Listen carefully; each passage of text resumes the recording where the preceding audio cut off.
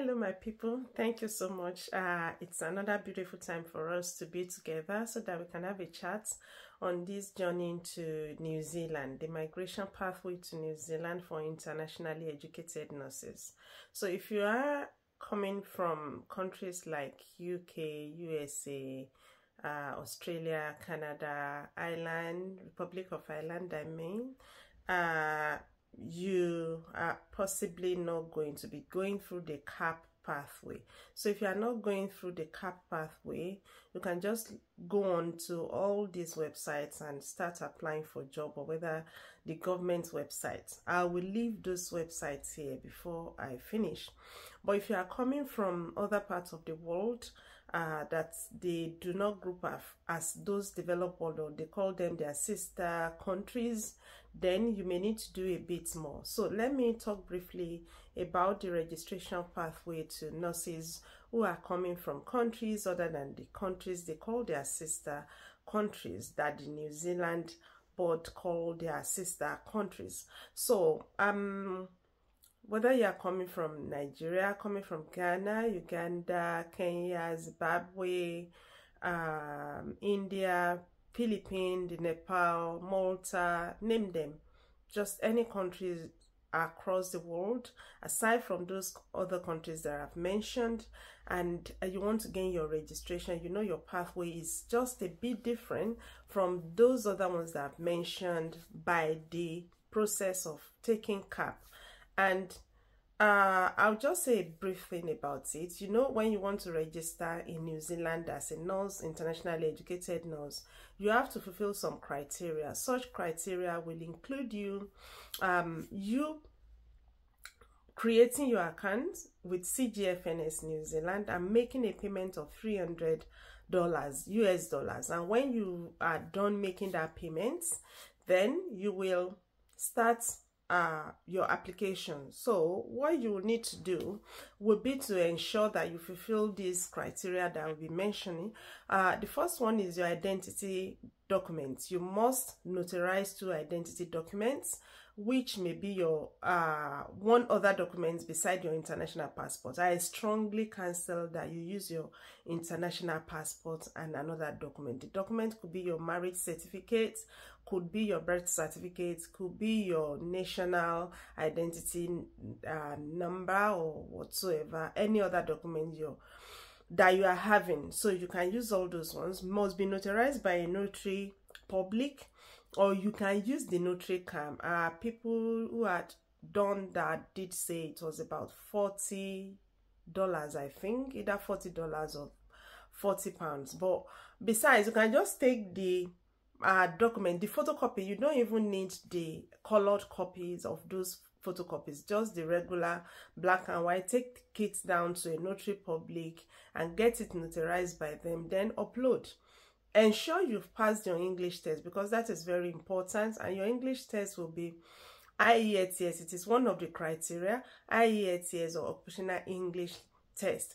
IELTS 7 in listening, reading and speaking, and 6.5 in writing. And as many of you know, you can couple or you can club as much as 4 results, but they must be within 12 months interval.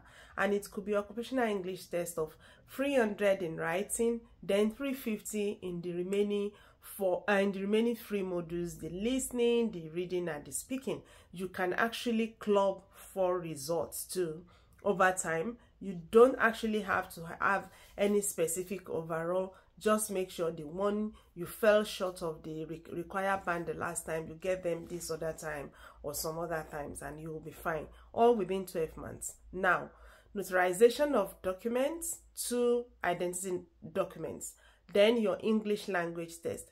Then you must be free from crime. So they are going to check your criminal history at some point. It might not be the start, or it's actually not at the start of the project. So, but you will get that done. Then your years of experience. You must be practicing nursing in the last 5 years. You must have you must be practicing nursing in the last 5 years. Then in the 5 years, you possibly have 2 years consecutively that you've been practicing, or you have accumulated 2,500 working or practice hours in those 5 years. If we are getting what I'm saying. Then another criteria that you must fulfill is your qualification, academic qualification. You are either a bachelor's degree holder, or you've had diplomas and added some other diplomas to it, like post basic diploma program. So if you are a registered nurse, you've possibly included a 1 year or 1.5 years midwifery training, mental health nursing training, neonatal or pediatrics training, perioperative nursing training, and many more that you can add. Emergency nursing training, orthopedics, all those specialties. You could have added them. Ophthalmology at some point, ophthalmic nursing I meant, at some point or the other, you could have added them. If you've had that one, then you will be registered as a registered nurse. If you are just with your registered nursing certificate, then you will be registered as an enrolled nurse. So if you're able to fulfill all those criteria, then just go on ahead, put in your registration, then follow up with all the documents you need to follow up with. Interestingly, things changed May this year, and instead of you going around to source for documents and look for money to send documents everywhere, you can actually upload your documents yourself. You can upload your reference letters, you can upload your transcripts, your certificates from school, you can upload your curriculum from school, and all those things that we used to spend so much money to send down to CGFNS in those days. And I think that's a very beautiful thing. So that's a beautiful change. And you can also self-certify for employment. So you can just put it there, just at a click, and fill the form that you have been practicing. You don't actually need to run around to seniors, to supervisors to fill reference letters for you. And I think that's also a very beautiful part of the journey. Now, when you have done that and you've passed all your documents across to CGFNS, you wait for them to assess you. When they've assessed you and they are happy with what they've got through you, then they will send you a message that they are done. They will send you details of the report they have for you. You have to look through the report critically to be very sure nothing is left out, so you don't shortchange yourself. And just recently they sent to someone, and in the letter they sent to to that person, they put it there that their license had expired, whereas this license was just renewed last year, so there was no possibilities of having the expired license. And so if they had not read through and just approved it, to have gone to New Zealand, the board of New Zealand, like that, and then who is going to accept you into the register with an expired license? No, they won't do that. So that is why it is very essential for you to read through the reports you have. And when you are satisfied, then you approve. So the moment you approve that, it goes down to, they send it down to New Zealand board, and New Zealand board will reach back to you. Once New Zealand board reach back to you, they will ask you to do some trainings, 2 trainings, a mode 1 training and one that deals with the cultural aspect of New Zealand life for nurses, and every other one. They actually want you to know what is going on there. So you have to create accounts and log in and do, and you will read and pass. They give you materials to read, then you read, then you take the test, then you pass, the issue certificate for you. That is what will happen. And the moment you have done that, you will go and start your international criminal history check. International criminal history check is for you to be done for any countries that you spent 12 months in the last 7 years. So if you are just in Nigeria or Ghana all along, you haven't gone outside of those jurisdictions, those nations of your primary country to practice there, it means you are just doing one criminal history check, and that's 149 Australian dollars, and they will add taxes to it, so it might not be just accurately 149. When you've done that, Then you will make a payment 485 New Zealand dollars to the Board of New Zealand for assessment of your documents. Once they are doing that, then you will keep your fingers crossed, because the moment the CGFNS pass your details, it will take them, I think, 20 days to give you an assessor. And once they give you that assessor, either 20 or 30 days to give you an assessor, when they give you, the assessor reaches back to you, I think 14 days or thereabouts. So the assessor will now carry a thorough look through your documents to say, oh, maybe you are fit to get eligibility letter to come and study with them for 6 to 12 months. That's what they called competency assessment program. Competency assessment program are structured trainings that exposes you to the cultural aspect of the practice in New Zealand, tells you how to practice in the developed world, because there are things they feel they have that we don't have, the gadgets they use that we don't have hands-on in the countries we are coming from, which to some extent could be very true, except for those who have been fortunate to be working in some high-tech hospitals back at home. Some gadgets are here that I'd never set my eyes on back at home in my many years of practice. So please take it with very good mind. Now, what should you be doing? The moment you've passed your you've passed your exam, your English language test, and your documents have gone to CGFNS, please and please start searching for job. And that is why we are here today, to tell you a few of the companies, a few recruiters that we know. If we might not be able to exhaust all their names, but I will give you some names. Then I will encourage that you go and start applying to them with very good well-made CVs. If you have troubles with your CV, you can reach out to me. I can direct you to people who could help you have a look, check on it, and guide you and direct you to how you are to restructure it. They aren't going to be doing your CVs for you, because it is your job. It is you that have done those jobs, but they can help you to put things like in better perspectives of those who will be looking at them. Now, let me tell you some names. 2Coms.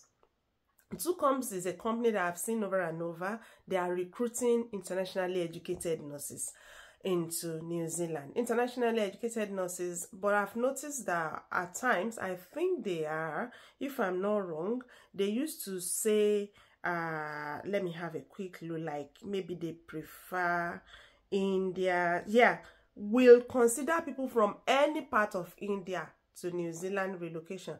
I don't know their reasons for that, but 2Com is a company that you can contact.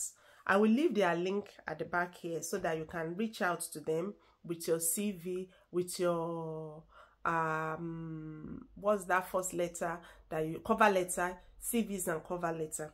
Now, it's just like you are writing figure 2 COMS. That's it, but you will have their link, so don't worry. And MetLife Care, METLIFE Care, or everything written together, hiring company. So you can contact those ones too. 2Coms, MetLife Care, you can contact them. Oceania is a very beautiful company there too. They are hiring, they are aged care people, and they hire nurses that are ready to come and work in the aged care. So you can contact those people. You can contact Send Health Limited. They too are recruiting internationally educated nurses to New Zealand, and you can look out for the government websites, Kiwi Jobs. You can go on Kiwi Jobs and apply.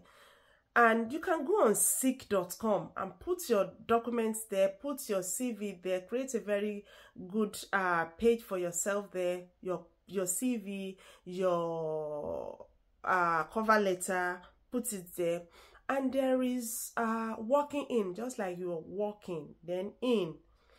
Working in New Zealand, they too, they are very good recruiters. And what they will do is to help you look out for those who are willing to sponsor you to New Zealand. And once you get your some of these employers are not waiting for you to get APC. Some of them are ready to just move you straight up. You come and start practicing as healthcare assistant, and they will support you in preparation for your CAP. CAP is that project, like I said, competency assessment program. It is taking 6 to 12 weeks, and it is quite capital intensive, but now it seems to be coming free in the sense that you can pay for it and the government refunds you. Or when you've had your APC, you can send message to the government of New Zealand after you've got a school or an education body that is training CAP, that is training nurses in that process. Then you can send message to the government that you want to be sponsored to come and take the CAP, and they will be very much happy to help you with the fee. Well, fees that I've been seeing is between 8,000 to 16,000 New Zealand dollars for CAP. It's quite expensive. But then why I don't see it as being terribly exorbitant is if you look at you going to US, Canada, New Zealand, even the very New Zealand, Australia, UK to go and study master so that you can get how to get settled there later. You know that it is much more expensive than this. But this is what you just do for 6 to 12 weeks and you get your registration and you start your practice. And if you want to do the masters, you may be able to start your masters thereafter. So you may want to sponsor yourself into New Zealand to take the CAP. And when you are done taking the CAP, you request for a reimbursement from the government, or you are happy to go with an employer that is willing to have you as healthcare assistant. Then once you get there, they help you. You must ensure you strike this agreement with your recruiter that they are going to support you through the process of CAP. Okay, if they are supporting you through that, that is fine. If they are, then you go and they organize how you get the school, the trainer, and how you do that. But if you are not using employer to go as HCA, then you must secure your CAP training through a particular trainer before you go. So you weigh your options very well before you get into it. So the moment you start your CAP, then you will not be any money. So your wallet must be quite heavy when you are going, because you will pay rent, the pay rent weekly, and you will feed yourself, and for those few weeks you are not earning. It's a very intensive program that you have to be concentrated while you are taking them. So not to drag it too long, the moment you are done with your with your CAP and you passed your assessment, then you get your annual practicing license. That is the beautiful thing about it. Once you get your annual practicing license, then if you've not been taken in there by an employer, you apply for job and get job and start practicing. But if you've been taken in by an employer, fine, you continue with your employer. Some employers still like give you some money. I think some employers are still paying like the location fee or something like that. Some employers don't. Whichever one you do, you have to read the terms and conditions of what you and your employers are going into. But check the description, the description to this discussion. Then you'll be able to get the link to those recruiters. You'll be able to get link to some places you can, like Randstad, Seek.com, even Indeed. If you have your profiles there, they can reach out to you. On LinkedIn, they are there, they're full there. So please don't limit yourself. The moment you've put in your $300 start, and you have passed your English test, start applying. And don't just put those things without applying. I've seen people that have not been applying. Please apply, apply, and apply. It is when you put yourself outside there that they will know that you are existing. That is it.